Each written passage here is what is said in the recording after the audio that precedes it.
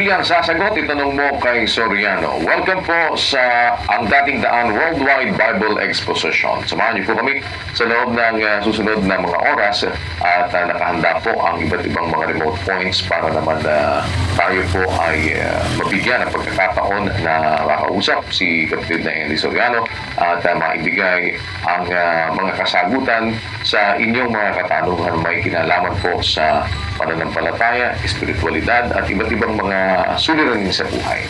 Para hindi po tayo magluwat, kasama natin si kapatid na Henry Soriano. Kapatid na Henry, magandang araw po sa inyo. Magandang araw po mga kababayan sa lahat ng mga monitoring centers natin ngayon na naka-connect pa sa atin. Salamat sa Panginoon, meron tayong isa pang ganitong pagkakataon na magkausap para sa pananampalataya sa Diyos. Napakahalaga po ng ganitong bagay sa Diyos. Kung para sa atin, hindi natin masyadong nare-realize kung gaano kahalaga ito. Sa Biblia po, merong ganitong pahayag sa Malakias 3:16. Nang magkagayoy silang nangatatakot sa Panginoon ay nagsang-usapan at pinakinggan ng Panginoon at dininig at isang aklat ng alaala ay nasulat sa harap niya para sa kanila na nangatakot sa Panginoon at gumunita ng kanyang pangalan. At sila'y magiging akin, sabi ng Panginoon ng mga hukbo, sa araw na aking gawin sa makatwid bagay isang tanging kayamanan at aking silang panghihinayangan na gaya ng isang tao na nanghihinayang sa kanyang anak na naglilingkod sa kanya. Yung pong salita na yon ay resulta ng kanilang ginawa dun sa 16. Nang magkagayon silang nangatatakot sa Panginoon ay nagsang-usapan. Yun pong pag-uusap ukol sa Diyos, may maganda po't mahalagang nagiging resulta yon. Sabi doon sa 17, sila'y magiging akin, sabi ng Panginoon. Ang tao po para maging sa Diyos, kailangan maintindihan natin yung mga bagay-bagay na ukol sa Diyos. Ang sabi doon sa hula ni Propeta Malakias, yung mga natatakot sa Panginoon, nagsang-usapan, nag-usap-usap sila. At sila'y pinakinggan ng Panginoon at dininig. Isang aklat ng alaala ay nasulat sa harap niya para sa kanila na nangatakot sa Panginoon at gumunita ng kanyang pangalan. Ang naging resulta, sabi ng Diyos, sila'y magiging akin, sabi ng Panginoon ng mga hukbo.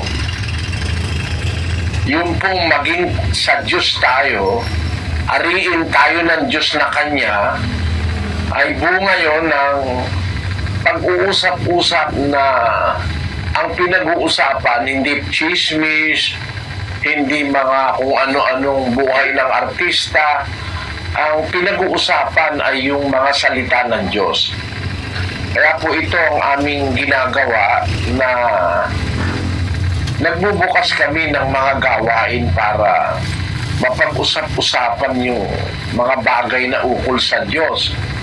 Kasi po, kung tayo lang mga tao ay tayo lang ang gagawa, ang mas madalas na masarap na pag-usapan yung magkakaibigan, ang pag-uusap tungkol sa sabong, tungkol sa drugs, tungkol sa mga bagay ng kalayawan sa lupa. Yun namang mga negosyante tungkol sa negosyo at sa marami pang mga areas ng buhay. Pero ang isang nakakalimutan yata ng mga tao, mga kababayan, yung mag-usap-usap tayo ukol sa Diyos, tayong magkakaiba ang paniniwala. Kasi sigurado po sa ating panahon, maraming maling paniniwala.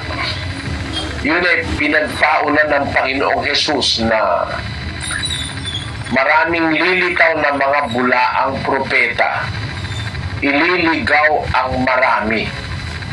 Ayun ang sabi doon sa 24:4 hanggang 5 ng Mateo.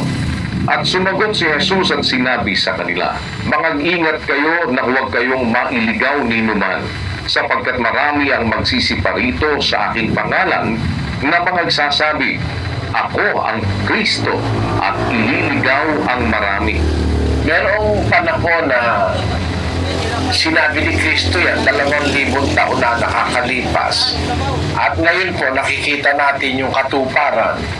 Marami talagang nangangaral tungkol sa Kristo. Magkakaiba ang aspeto, may magkakaibang mga intensyon, merong nangangaral dahil sa pera, merong nangangaral dahil sa kampi-kampi, merong nangangaral, nagninegosyo ng salita ng Diyos.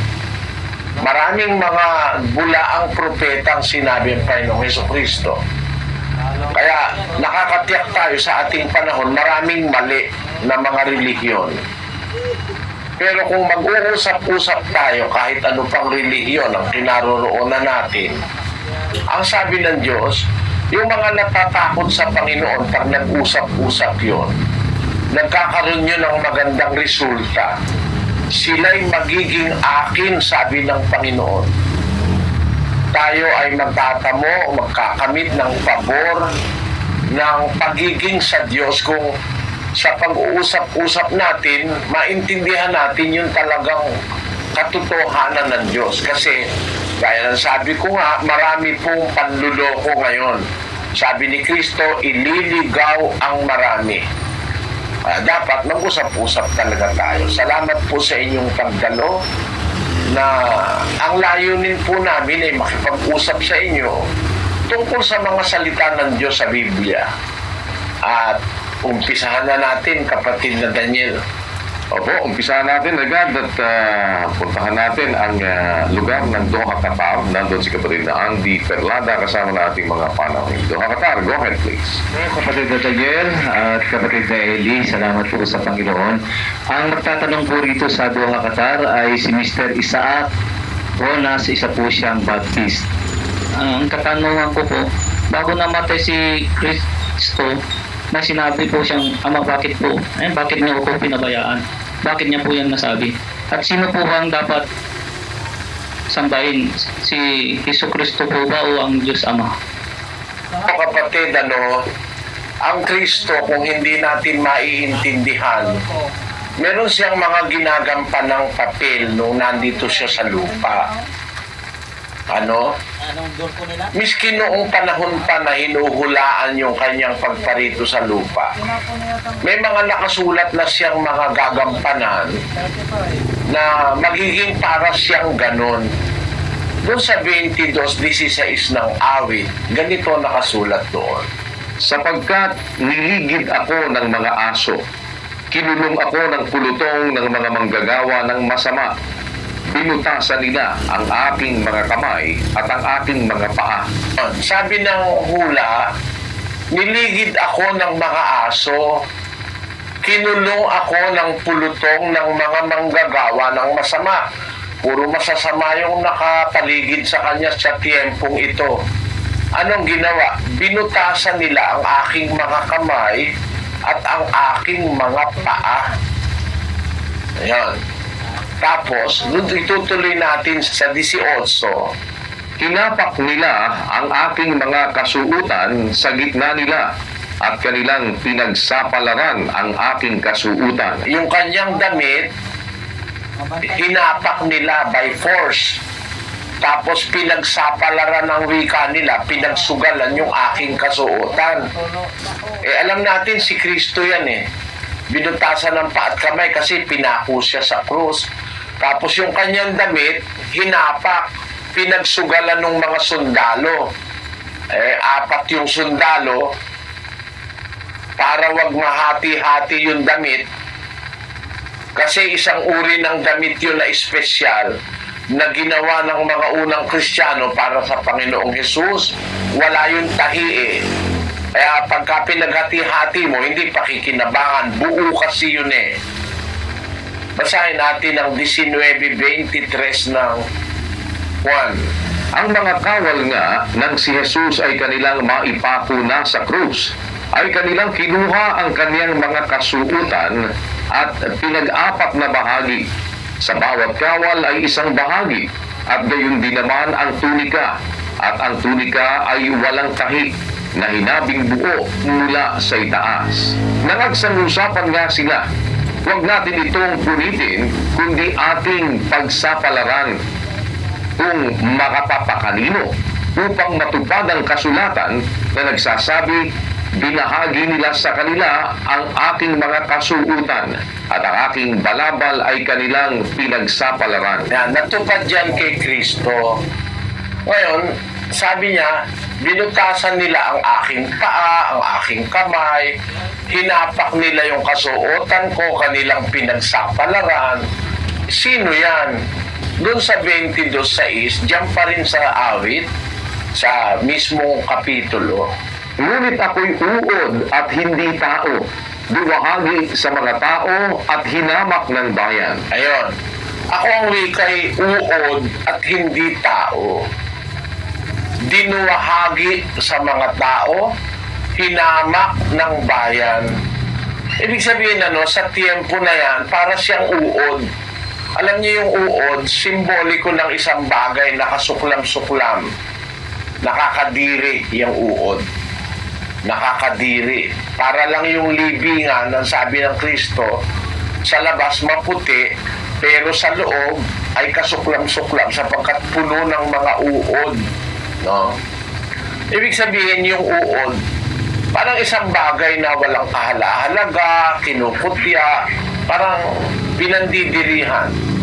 Isang panahon ng buhay niya, tinrato siya na parang uod nung siya'y ipinako sa krus. Kapatid. Ngayon, bakit ko sinasabi ito sa'yo? Anong kaugnayan nito dun sa iyong tanong na, Ama, bakit mo ako pinabayaan? Alam mo kasi, maraming papel si Kristo na kinakatawan. Isang panahon para siyang uod na kinasusuklaman. Isang panahon ay para siyang isang kriminal doon sa 8:40 ng buwan. Ganito naman ang pangyayari roon. Datapot ngayon pinagsisikapan ninyo akong patayin, na taong sa inyo'y nagsasaysay ng katotohanan na aking narinig sa Diyos. Ito'y hindi ginawa ni Abraham. Ngayon, nung tiyempo na yon, sabi niya, ngayon ay pinagsisikapan niyo akong patayin. Nagsasabi lang naman ako sa inyo ng katotohanan na aking narinig sa Diyos. Gusto siyang patayin ng mga Hudyo na taong nagsasaysay sa inyo ng katotohanan. Nabasa ko katao kung nabasa ko naman uod. Ibig ba sabihin, uod na si Kristo? Kung nabasa mong tao, tao na talaga siya. Sabi sa Biblia, kaya niya sinabing taong nagsasaysay sa inyo ng katotohanan. Kasi, doon sa 1:14 ng Juan, ang nakasulat, At nagkatawang tao ang verbo. ang tao, yung katawan, nagkatawang tao ang verbo. Parang ang lalaki nagdamit babae. Ang tingin mo babae, pero hubaran mo at lalaki yun. Kasi nagdamit babae. Para rin yung salitang nagkatawang tao. Hindi naman tao yun Wala pang tao, umiiral na yon, anak ng Diyos yun. Nagkatawang tao. Hindi nila kinukonsider yung salitang nagkatawang tao. At sa ibang talata ng Biblia, meron pang sinasabi siya'y nag-anyong tao. No? Nakitulad sa tao. Basahin natin ang 2:5 ng Filipos. Mga